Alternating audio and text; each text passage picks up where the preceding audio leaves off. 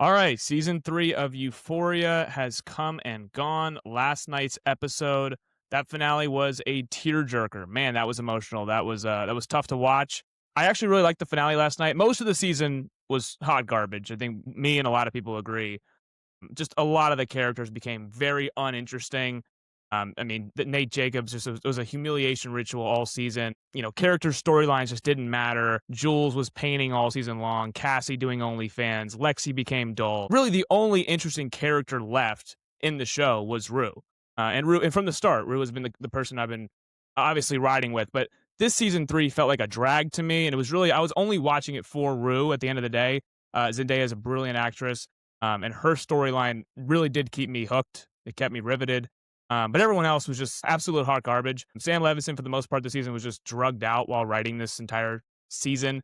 It wasn't great. Again, the Nate Jacobs, every single episode was like just humiliating for him, for his character. Jules, I mean, never leaving her penthouse, just painting like the every single episode. She became an irrelevant character, so to speak. And no one really cares about Cassie's OnlyFans journey. Sydney Sweeney, like it was, if you're into that, cool, but it was just a lot of weird stuff. Didn't really add anything. And then obviously Maddie's involvement with Cassie, and then obviously Daru.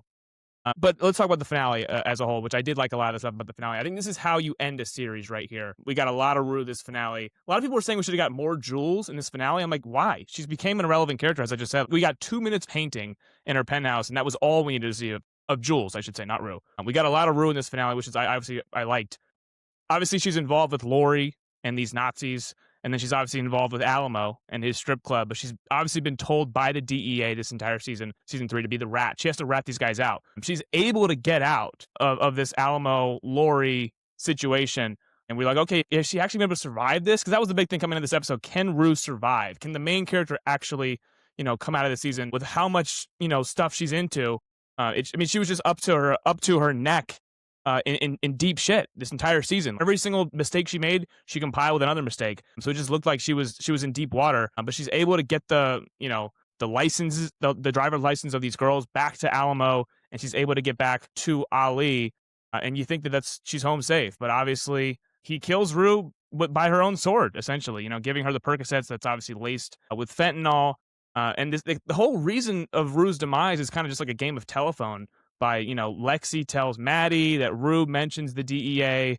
Maddie then goes and tells Alamo that Rue mentioned the DEA in an attempt to get Alamo to help Maddie because of the whole Cassie situation. So it's just kind of a snowball of bad, unfortunate events that unfortunately lead to Alamo figuring out that obviously Rue is not working with them. She's working against them. I just overall, this entire episode, I thought her story, Rue's story with Ali, was beautiful.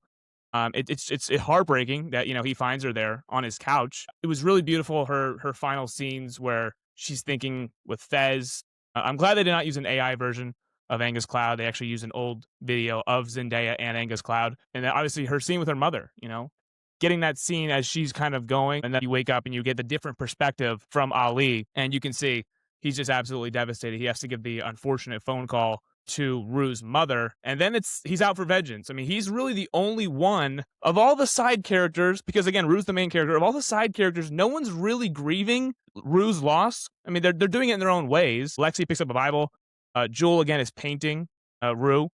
So they're grieving in their own ways, but Ali's really, he's pissed. He's out for vengeance here. And the one thing I do agree with Sam Levinson on, actually, is how he handled the Rue death. And when he talked about it after the episode, he was saying that the harsh reality is people like Rue just don't often make it out alive in these situations. It's not always a great ending about how they're able to get out and live this great life. That was not the case. Fentanyl is a real issue in the country.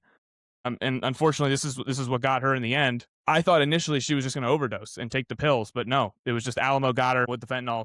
And then again, at the end here, you see talking about Rue's death. He talks about it months later, because after Rue passes, we skip ahead a few months to Ali at his recovering addiction group, the final one he would attend, in his own words. He goes to Alamo's club, and we see Bishop there. His right-hand man, Alamo's right-hand man, takes out the bullets of the gun, double crossing Alamo and actually allowing Ali to shoot him. So I still, that's maybe the only loose end. I don't know for sure if they tie that up. Like, why specifically did Bishop turn on Alamo there? Maybe it was a conversation that he had with Maddie in the car. People are saying that could be it as well. Did he just not love, what Alamo was doing at his strip club? with all the trafficking and all the, the bad stuff that was going on there? Did he eventually just say, "Hey, I gotta take this guy out myself"? So obviously he allows Ali to kind of avenge Rue in front of Maddie there. So you get some closure there as well with Maddie. So that was obviously a great scene. But the series ends with Ali going to where Rue started out this season, on that farm in Texas, where she herself said it was the most peaceful she's ever been. And when Ali shows up, he tells the Christian family that his daughter Rue used to stay here with them. Obviously, they're heartbroken by them hearing about her passing. Ali referring to Rue as his daughter because, in a way, she was a daughter figure to him. He was the only one who really stuck with her through the good and the bad. I thought it was really beautiful. I mean, again, Rue, while she passes 45 minutes into the episode, the next 45 minutes, I know we get a little bit of side characters from Lexi and from Cassie, from Maddie and Bishop, but mostly we're still through Rue. Really, we're going through Ali. Like, that's really the last 45 minutes of the episode. We are grieving with Ali, and that's how we're kind of living through Rue in this moment. And he obviously goes back to where Rue started this season. So we're kind of getting that happy ending in a way. I know it's not Zendaya that's alive at the end of this thing, but it's Ali who shows up there as well. And again, they welcome him in with open arms. And the final scene, obviously, they end with the prayer at the dinner table where Ali sees Rue across the table from him. I thought it was a phenomenal scene and a phenomenal ending, and it was an emotional ending. When Rue was not narrating the episode, I think you knew she was not going to make it out of here. When Zendaya is not narrating, because obviously she's the narrator of this entire show, when she stopped, you were like, okay, maybe she's not going to be able to survive this. But again, we're living through Ali and seeing how he's able to kind of avenge her and live a good life in honor of her. So it's unfortunate that she was not able to get out of it. But again, that is the harsh reality of drug addiction, of unfortunately fentanyl deaths.